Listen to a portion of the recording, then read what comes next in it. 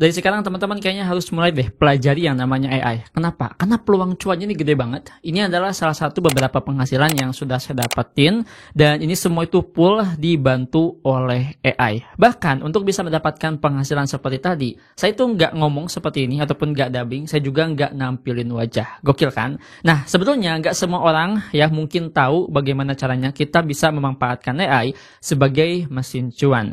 Dan di video kali ini seperti biasa saya bakalan share bagaimana cara saya bisa mendapatkan penghasilan dengan cara memanfaatkan AI. Semua ini gratis bakal saya coba share sama teman-teman, jadi silahkan tonton video ini sampai selesai. Jadi untuk bisa mendapatkan penghasilan modal AI itu sebetulnya kita harus tahu yang pertama triknya, yang kedua polanya. Lagi-lagi nggak semua orang tahu trik sama polanya. Dan selama saya belajar setiap harinya kurang lebih ngabisin waktu 9-10 jam, terus saya praktek, terus saya dapat yang namanya kerugian juga, saya dapat untungnya, maka saya akan rangkum di video kali ini menjadi 3 tips dasar ataupun landasan buat teman-teman yang mungkin kebingungan bagaimana sih caranya orang-orang itu bisa dapetin penghasilan dari AI. Jadi buat teman-teman yang pengen tahu banget seperti apa step by stepnya ataupun pengen tahu pola dasarnya, tonton deh dan pahami 3 poin ini.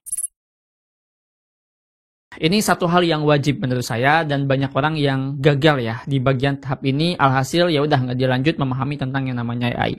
Justru struktur prompting ini adalah salah satu pondasi paling utama menurut saya pribadi teman-teman ya. Karena kalau misalkan kita tahu strukturnya, maka hasil outputnya itu bisa aja sama sesuai dengan ekspektasi kita. Nah, banyak studi kasus seperti ini.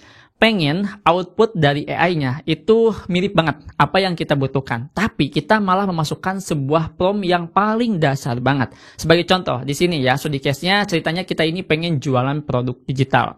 Yang ada di dalam pikiran kita harus hasilnya itu yang pertama, tahu pesaingnya. Pesaingnya ini wajib dikit. Yang kedua, di sini teman-teman ini pengen bocoran produk digitalnya. Tapi yang dimasukkan di dalam ChatGPT-nya ataupun DeepSeek ataupun Gemini-nya itu seperti ini. Carikan produk digital yang ramai saat ini. Ya, otomatis itu nggak bakalan sesuai dengan ekspektasi kita. Dan pastinya outputnya juga bakalan beda. Nah, selama saya belajar teman-teman ya memahami tentang yang namanya struktur prompting ini, saya menemukan sebuah struktur yang menurut saya ini basic, dasar, dan perlu teman-teman coba juga.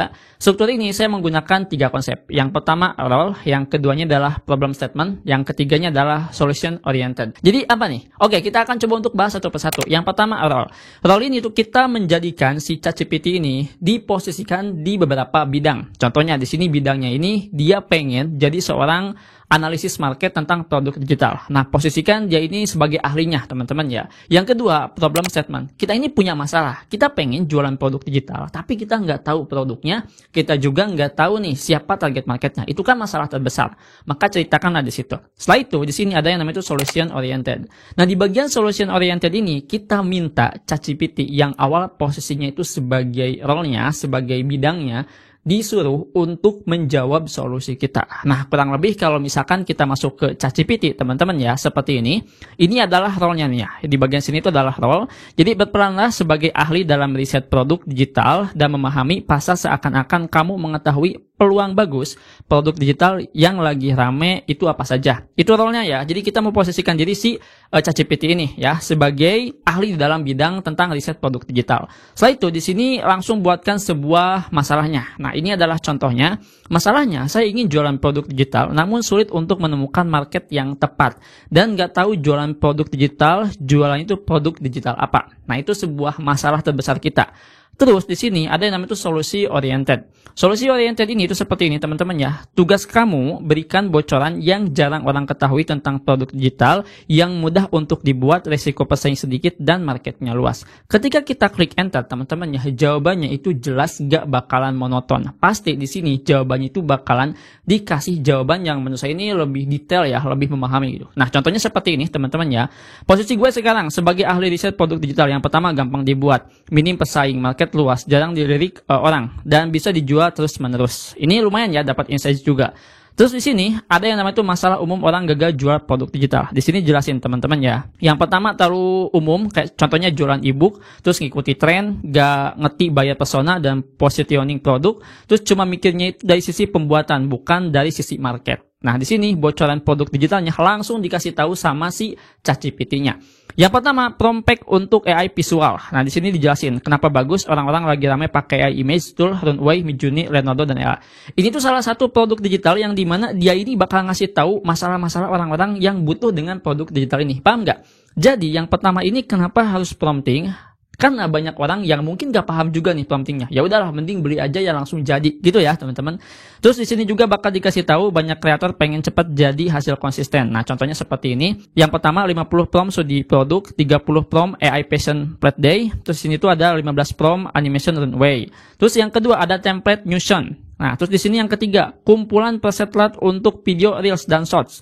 Di sini ada ebook teman-teman ya. Yang kelima ada bundling, script dan visual prompt dan lain-lain. Nah, di sini kita juga bisa minta tambahkan 5 sampai 10 lagi ya untuk optimasi ke depannya. Nah, dengan adanya struktur seperti ini, maka jelas ekspektasi kita itu bakalan terpenuhi dengan output yang ada di ChatGPT ini. Nah, ketika saya memasukkan prompt seperti ini, saya juga nggak nyadar teman-teman ya, jawabannya itu bisa sedetail ini. Gimana? Keren kan? Nah, jadi paham ya teman-teman? Intinya gini, kalau misalkan kita mau main AI, lebih spesifik pertanyaan, maka akan lebih mengerti AI-nya. Dan AI akan mengeluarkan output yang jelas.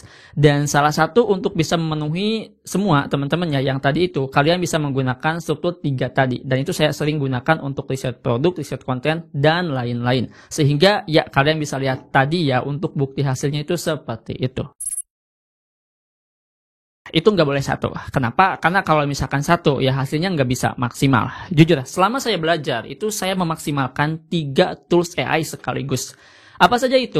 Nah, di sini mungkin biar teman-teman kegambar ya studi case-nya, ceritanya. Di sini nih saya sebagai affiliate di TikTok. Dan sekarang lagi ramai affiliate TikTok itu yang pakai model AI. Jadi kita nggak harus pakai sampel produk. Untuk bisa mendapatkan penghasilan modal AI, ini lebih ke bidangnya affiliate. Maka di sini jelas saya butuh yang namanya ChatGPT. ChatGPT ini tuh untuk apa? Untuk membuat sebuah script konten dan prompt untuk generate gambarnya. Nah, ini perlu nih teman-teman ya, ChatGPT. Ini adalah peran pertama. Yang kedua, nggak mungkin ChatGPT ini bisa memvisualisasikan gambar tersebut ataupun bikin gerak. Karena ya itu kekurangan ChatGPT, nggak bisa bikin si gambarnya itu gerak. Ya bisa sih sebetulnya pakai suara ya, tapi ya kurang teman-teman ya, kurang maksimal. Maka di sini kita harus menggunakan tools AI yang keduanya. Tools AI yang kedua, ini ada yang namanya itu Kling AI. Mungkin kalian udah nggak asing ya, saya juga sering bahas tentang tools AI yang satu ini.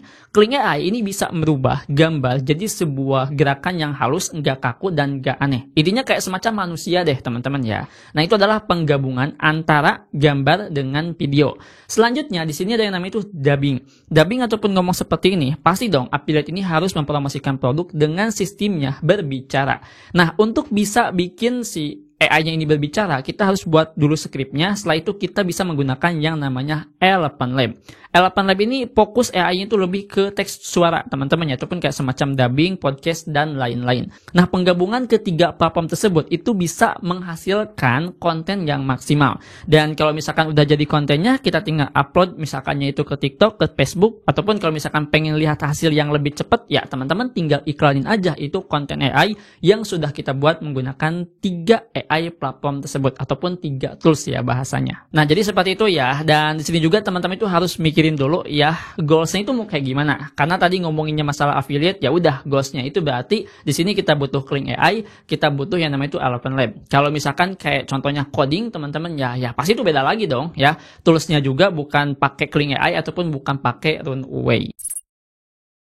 Ini sebuah penekanan ataupun ajakan lah buat teman-teman ya yang nonton video saya, yang subscribe channel saya untuk mulai mempelajari AI ini. Alasannya karena sekarang itu serbanya udah cepet banget, apalagi ngomongin masalah teknologi. Dan kalau misalkan kita telat aja memahaminya ataupun kita telat untuk ikutan aksi, maka ya siap-siap rugi di suatu saat nanti.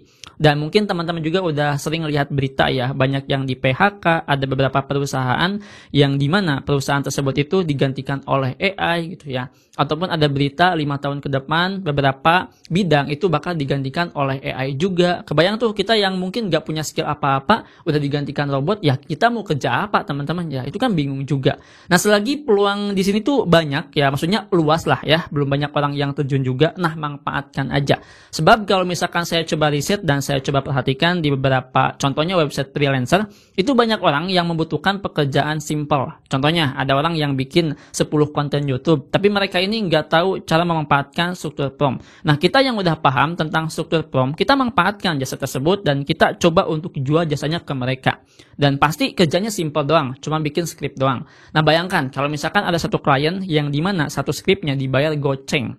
Mungkin itu sedikit ya, tapi kalau misalkan dikali 10, itu seharinya teman-teman ya, 2 hari, 3 hari selama 1 bulan, gede tuh keuntungannya. Cuma bikin script doang, pakai struktur yang sudah kita miliki. Jadi jelas ya teman-teman, 3 poin ini menurut saya adalah sebuah cara dasar teman-teman itu bisa memanfaatkan AI untuk menjadikan sebuah peluang cuan. Oke, jadi itu saja teman-teman ya di video kali ini. Semoga video ini bisa berguna dan bisa bermanfaat. Kalau misalkan punya pertanyaan, silahkan tuliskan di kolom komentar ataupun punya pendapat. Sampai jumpa di video selanjutnya dengan saya Adang. Wassalamualaikum warahmatullahi wabarakatuh.